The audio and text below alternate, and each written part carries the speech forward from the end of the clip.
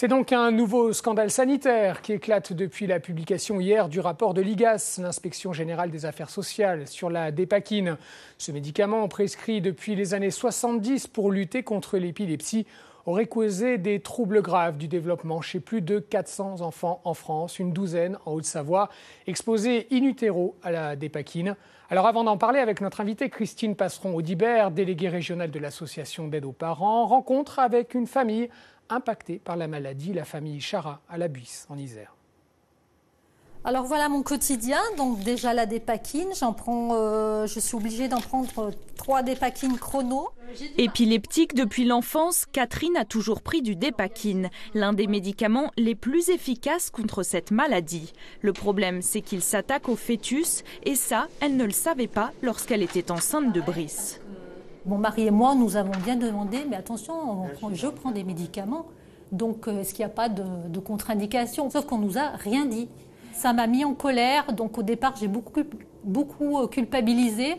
Mais quand j'ai su que ça pouvait être le valproate, je me suis dit, en fait, j'aurais déjà, si j'avais su tout de suite, je n'aurais pas eu d'enfant. Ou alors, j'aurais eu un enfant avec une énorme surveillance.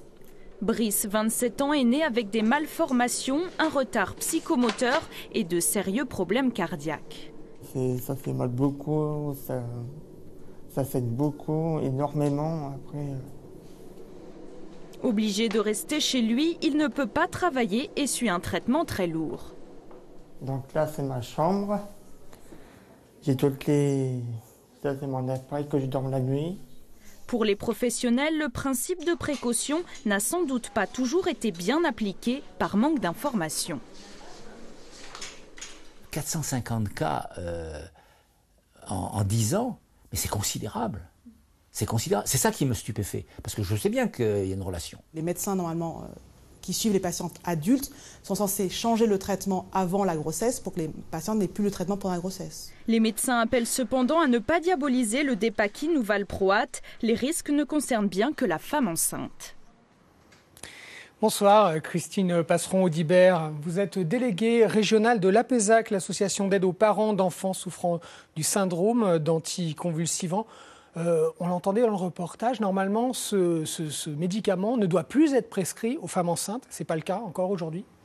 Alors effectivement, depuis 2015, il y a un protocole très strict qui a été imposé par la NSM, l'Agence nationale des produits de santé et des médicaments, et qui indique qu'il faut, en cas de prescription de dépakine ou de dépakote, avertir très sérieusement les femmes en âge de procréer des conséquences sur le fœtus, et il faut les inciter à faire un projet de grossesse et en parler avec leur neurologue bien avant de procréer. D'accord. Et donc l'IGAS aujourd'hui reconnaît que 400 enfants seraient touchés par la maladie due à la dépakine.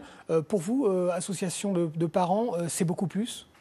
Oui, on pense que c'est beaucoup plus parce que c'est un produit qui est commercialisé depuis beaucoup plus longtemps. Et l'étude qui a été menée par l'IGAS repose sur une période qui va de 2006 à 2014 et qui ne reprend probablement, je n'ai pas encore lu l'étude, je l'ai eue hier, qui repose très certainement sur les malformations majeures constatées chez les fœtus et chez les enfants, et qui ne répertorie peut-être pas les conséquences au niveau cognitif et au niveau neurocomportemental. Et notamment l'autisme, je lisais que 40%, que le risque d'être touché par les troubles autistiques était de 40% pour les enfants. C'est extrêmement élevé. Comment est-ce que vous expliquez que ce médicament soit toujours commercialisé? Eh bien, on aimerait bien avoir des explications, justement.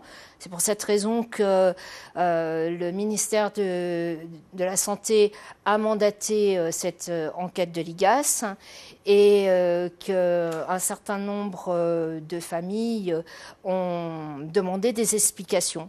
Voilà. Un médicament qui est toujours distribué dans 120 pays, donc on s'achemine sans doute vers un scandale mondial.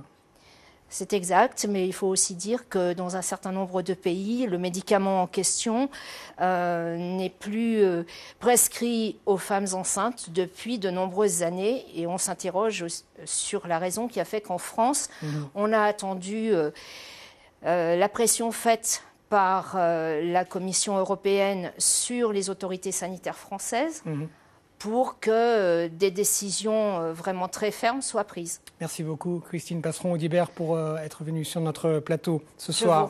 Je vous remercie. Merci, bonne soirée. Au revoir.